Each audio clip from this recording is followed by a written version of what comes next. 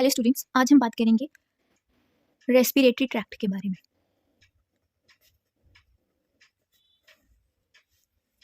A pair of nostrils is present in the nose through which air enters and उसके बाद अंदर this is nasal chamber. Nasal chamber के अंदर इधर pair of internal nares are also present. After that this is a pharynx. यहाँ पे pharynx है। This is your mouth cavity, that is oral cavity. और फेरिंग्स क्या है? एक कॉमन पैसेज है जिससे जैसे यहाँ पे खाना और यहाँ से एयर दोनों पास होती हैं। ठीक है, pharynx is a common passage for both food and air. अब हम क्योंकि रेस्पिरेटरी ट्रैक्ट के बारे में बात कर रहे हैं तो फेरिंग्स के भी 3 पोर्शंस है। This pharynx nearer to the nasal chamber is known as nasopharynx. This is your nasopharynx and this is your food pipe, that is esophagus. So this pharynx present near to the esophagus is the oropharynx. I'm writing here oropharynx, and this is laryngopharynx nearer to the larynx. So pharynx open into the larynx. This is your larynx portion through slit like aperture called glottis. So pharynx larynx में open होता है through slit like aperture जिसको हम कहते हैं glottis. तो यहाँ पे कहीं ग्लोटिस है, तो ग्लोटिस के ऊपर सो दिस इज अ ग्लोटिस। ठीक है, ग्लोटिस के ऊपर एक फ्लैप लाइक स्ट्रक्चर होता है जिसे हम एपिग्लोटिस कहते हैं। वो क्या करता है? वो ग्लोटिस को कवर कर देता है जब भी हम कोई खाना स्वेलो कर रहे हैं, ताकि खाना हमारी विंड पाइप या हमारी रेस्पिरेटरी ट्रैक्ट में ना जाए। इसलिए ग्लोटिस क्या कर एपिग्लोटिस ग्लोटिस को कवर कर देता है और ताकि ईजिली स्वेलिंग हो जाए और ईसोफेगस में हमारा फूड जो है चला जाए। So larynx is a sound box which helps in the production of the voice and it is made up of cartilages. तो अब हम आगे के रेस्पिरेटरी ट्रैक्ट के बारे में बात करेंगे। दिस इज ये जो मैंने आपको बताया था एपिग्लोटिस, ये लैरिंक्स है और ये हमारा trachea. Trachea is made up of incomplete C shaped cartilaginous rings का बना होता है और ये फिफ्थ थोरेसिक वर्टेब्रे पे डिवाइड कर जाता है प्राइमरी ब्रोंकाई में, और these are also made up of cartilaginous rings. ठीक है, so this is your left lung and this is right lung.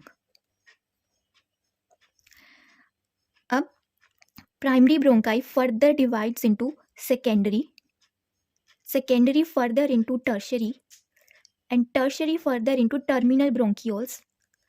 You can see this is tertiary and then terminal bronchioles. Terminal bronchioles give rise to a vascularized bag shaped structures. Vascularized means presence of blood vessels.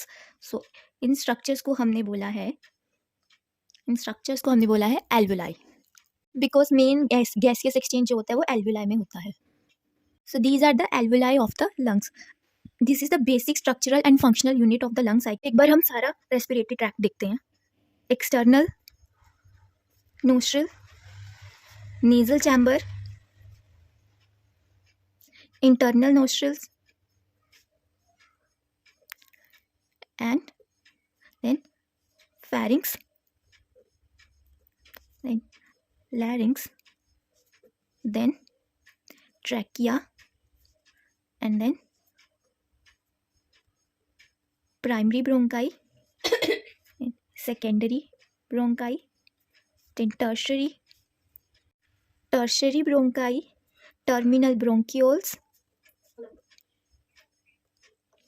alveoli. तो trachea से लेके terminal bronchioles all are made up of the incomplete cartilaginous rings.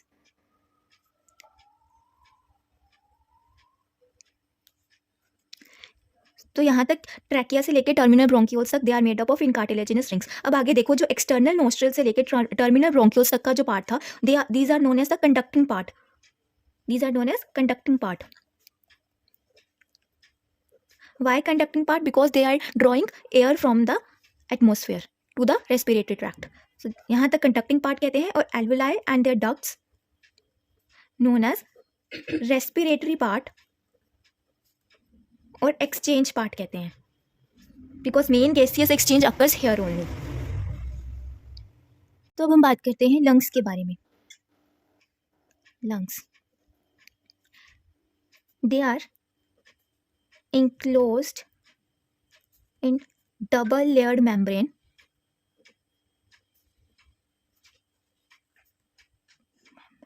called pleural membrane.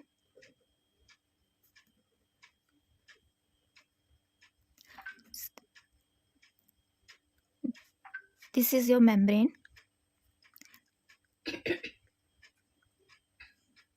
This one is the outer and this is the inner membrane.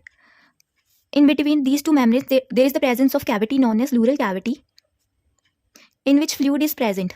And what is the function of the fluid? This fluid helps to reduce the friction which may generated during the inspiration and expiration. Left lung के side पे एक नोच बनी होती है, यहाँ पे present होता है आपका हार्ट. और दिस इज द डायफ्राम.